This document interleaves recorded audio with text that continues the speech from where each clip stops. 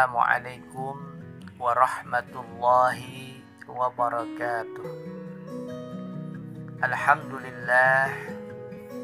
Alhamdulillahi rabbil alamin.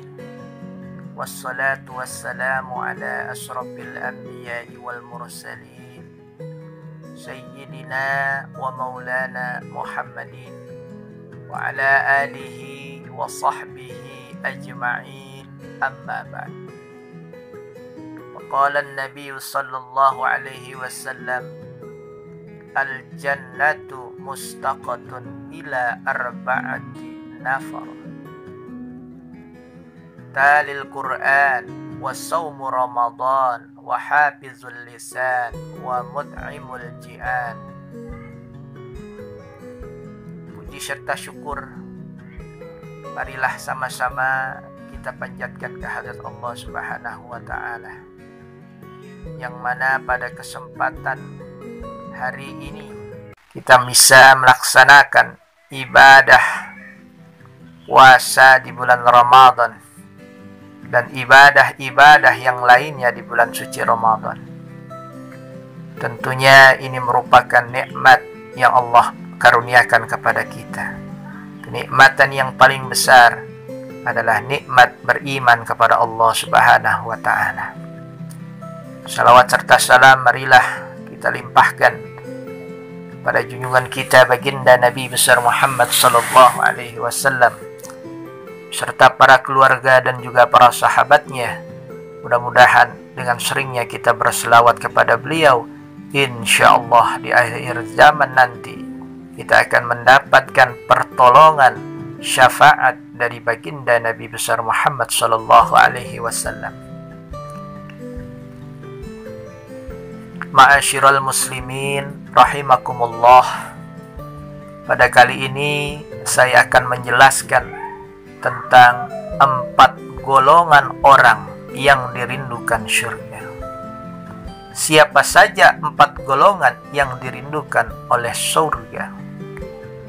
Rindunya surga kepada 4 golongan orang ini ibarat seorang pemuda yang sedang kasmaran. Rindunya ingin bertemu dengan orang yang dirindukannya di mana saja, kapan saja. Yang diingat adalah sang pujaan hati. Siang jadi kenangan, malam jadi bayangan, tidurnya pun jadi impian. Begitu juga surga. Surga selalu merindukan 4 golongan orang. Padahal kalau kita tanya, setiap orang pasti ingin masuk surga. Walaupun dia seorang penjahat yang suka maksiat sekalipun. Tapi ingat firman Allah Subhanahu wa ta'ala dalam Al-Quran, surga disediakan untuk orang-orang yang bertakwa. Meskipun orang itu berwajah jelek, hidupnya miskin, pakaiannya murah, rumahnya gubuk lagi butut, tapi kalau bertakwa, dia akan masuk surga. Karena surga rindu ingin dimasuki oleh 4 golongan orang ini. Manakah 4 golongan itu? Hadis Rasulullah sallallahu alaihi wasallam yang ada di dalam kitab Duratun Nasihin, yang artinya surga itu rindu kepada 4 golongan, yaitu orang yang membaca Al-Quran, orang yang puasa di bulan Ramadan, orang yang menjaga lisan, dan orang yang memberi makan kepada yang sedang kelaparan. Pertama, orang yang membaca Al-Quran. Siang malam, bibir selalu basah dihiasi dengan untayan ayat Al-Quran. Karena Al-Quran adalah bacaan yang paling mulia, yang mengandung pahala. Jika dibaca dengan 1 huruf saja, maka akan dibalas dengan 10 kebaikan. Apalagi 1 ayat, 1 surah, 1 juz, bahkan sampai 30 juz. Maka oleh karena itu, marilah di bulan suci Ramadan ini kita memperbanyak bacaan Al-Quran. Al-Quran berbeda dengan bacaan lain seperti koran, majalah, novel, komik, dan lain sebagainya. Walaupun kita baca 100 halaman, 1000 kata sekalipun, tidak akan mendapat pahala, paling juga mendapat informasi dan pengetahuan saja. Yang kedua, orang yang berpuasa di bulan Ramadan, puasa adalah kewajiban bagi kita selaku umat muslim. Kalau tidak puasa, kita akan mendapatkan. Kalau berpuasa mendapat pahala dan merindukan oleh surga. Bahkan dosa kita yang telah lalu akan diampuni oleh Allah Subhanahu wa taala. Sebagaimana hadis Rasulullah sallallahu alaihi wasallam dalam kitab Sahih Bukhari. Bismillahirrahmanirrahim.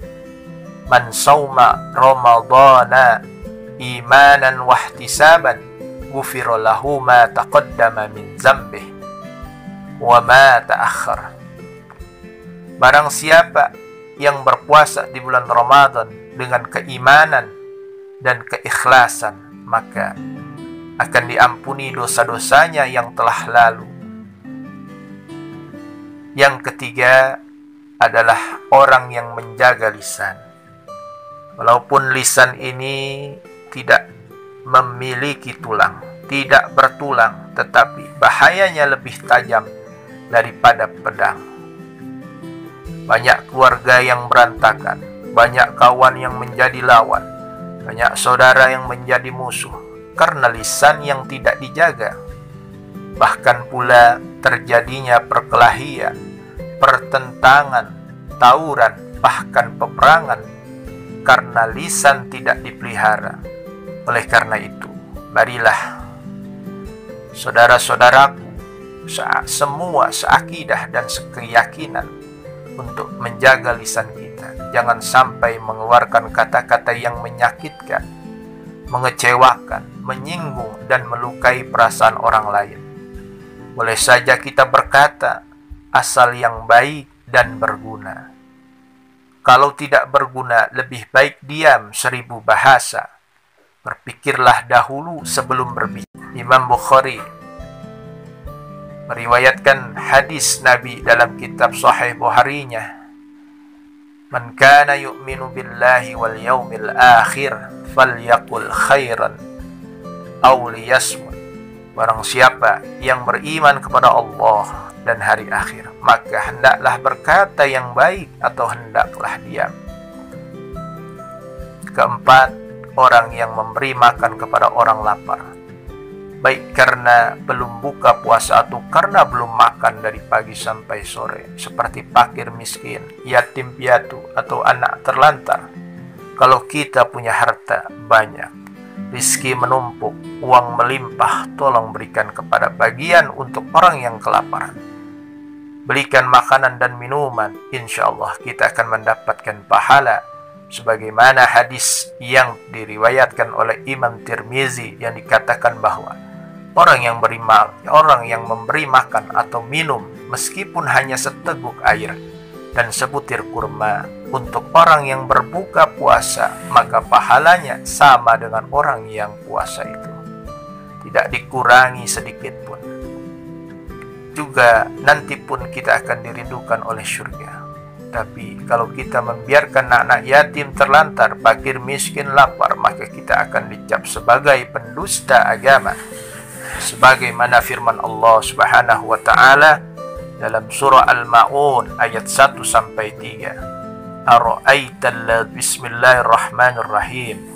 Ara'aital ladzi yukadzibu bid-din fadzalikal ladzi yad'ul yatim wa la yahuddu 'ala ta'amil miskin. Tahukah kamu orang yang mendustakan agama? Itulah orang yang menghardik anak yatim dan tidak menganjurkan memberi makan orang miskin. Shadaqallahul azim. Demikianlah 4 golongan orang yang dirindukan oleh surga. Semoga kita termasuk di dalamnya. Amin ya rabbal alamin. Akhirul kalam, wabillahi taufiq wal hidayah. Assalamualaikum warahmatullahi wabarakatuh.